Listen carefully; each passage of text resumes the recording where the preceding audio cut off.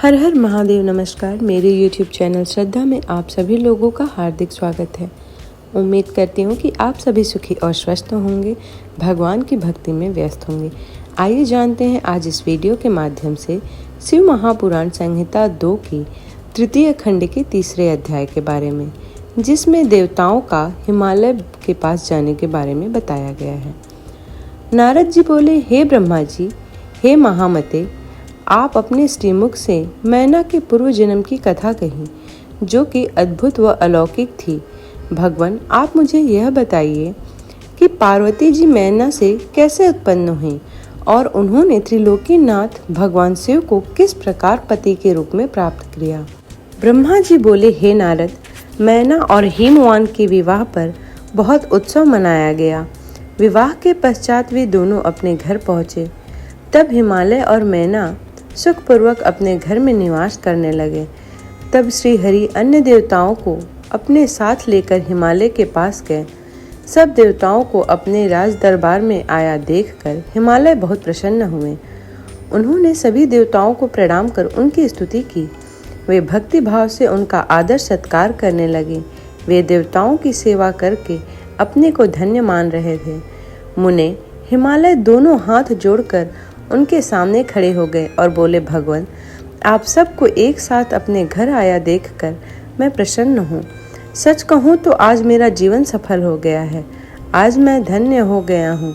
मेरा राज्य और मेरा पूरा कुल आपके दर्शन मात्र से ही धन्य हो गया। आज मेरा तप, ज्ञान और सिर्फ कार्य सफल हो गए। आज मेरा तप, ज्ञान और सभी कार्य सफल हो गए हैं। भगवान, आप मुझे अपना सेवक समझें और मुझे आज्ञा दे कि मैं आपकी क्या सेवा करूं। मुझे बताइए कि मेरे योग्य क्या सेवा है। गिरिराज हिमालय के ये वचन सुनकर देवता गण प्रसन्नता पूर्वक बोले, हिमालय, हे गिरिराज, देवी जगदम्बा उमा ही प्रजापति दक्ष के यहाँ उनकी कन्या सती के रूप में प्रकट हुई। घोर तपस्या करने के बाद उन्होंने शिव जी को पति के रूप में प्राप्त किया, परंतु अपने पिता दक्ष के यज्ञ में वे अपने पति का अपमान सह न सके और उन्होंने योगा अग्नि में अपना शरीर भस्म कर दिया। यह सारी कथा तो आप जानते ही हैं। अब देवी जगदम्बा पुनः धरती पर अवतरित होकर शिव जी की अर्धांगिनी बनना चाहती हैं। हे हिमालय, हम सभी यह चाहते हैं कि देवी सती पुनः आपके घर में अवतरित हों। श्री विष्णु जी की यह बात सुनकर हिमालय बहुत प्रसन्न हुए और आदर पूर्वक बोले, भगवान, यह मेरे लिए बड़े सौभाग्य की बात है कि देवी मेरे घर आंगन को पवित्र करने के लिए मेरी पुत्री के रूप में प्रकट होंगी। तब हिमालय अपनी पत्नी के साथ और देवताओं को लेकर देवी जगदम्बा के शरण में गए। उन्होंने देवी का स्मरण किया और श्रद्धा पूर्वक उनकी स्तुति करने लगे। देवता बोले, हे जगदम्बे, हे उमे, हे शिवलोक में निवास करने वाली देवी, हे दुर्गे, हे महेश्वरी, हम सब आपको भक्ति पूर्वक नमस्कार करते हैं। आप परम कल्याणकारी हैं। आप पावन और शांति स्वरूप आदि शक्ति हैं। आप ही परम ज्ञानमयी शिव प्रिया जगदम्बा हैं। आप इस संसार में हर जगह व्याप्त हैं। सूर्य की तेजस्वी किरण आप भी ही है। आप ही अपने तेज से इस संसार को प्रकाशित करती हैं। आप ही जगत का पालन करती हैं।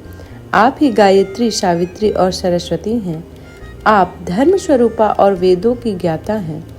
आप ही प्यास और आप ही तृप्ति हैं। आपकी पुण्य भक्ति भक्तों को निर्मल आनंद प्रदान करती है। आप ही पुण्य आत्माओं के घर में लक्ष्मी के रूप और पापियों के घर में दरिद्रता का निर्धनता बनकर निवास करती हैं। आपके दर्शन से शांति प्राप्त होती है। आप ही प्राणियों का पोषण करती हैं तथा पंचभूतों के सार तत्व से तत्व स्वरूपा हैं। आप ही नीति हैं और आप ही सामवेद की गति हैं। आप ही ऋग्वेद और अथर्ववेद की गति हैं। आप ही मनुष्यों के नाक, कान, आँख, मुंह और हृदय में विराजमान होकर उनके घरों में सुखों का विस्तार करती हैं। हे देवी जगदम्बा, इस संपूर्ण जगत के कल्याण एवं पालन के लिए हमारी पूजा स्वीकार करके आप हम पर प्रसन्न हों। इस प्रकार जगत जननी सती साध्वी देवी जगदम्बा उमा के अनेकों बार स्तुति करने पर सभी देवता उनके साक्षात दर्शन के लिए दोनों हाथ जोड़कर खड़े हो गए। इस प्रकार शिव महापुराण संहिता 2 के तृतीय खंड का तीसरा अध्याय समाप्त होता है। उम्मीद करती हूँ कि आज की ये वीडियो आप लोगों को पसंद आई हो। वीडियो पसंद आई हो तो वीडियो को लाइक करें, शेयर करें और चैनल को सब्सक्राइब करना बिल्कुल भी ना भूलें। साथ में बेल आइकन का बटन जरूर दबा दें ताकि मैं जो भी वीडियोस डालूँ उसका नोटिफिकेशन आपको तुरंत प्राप्त हो जाए।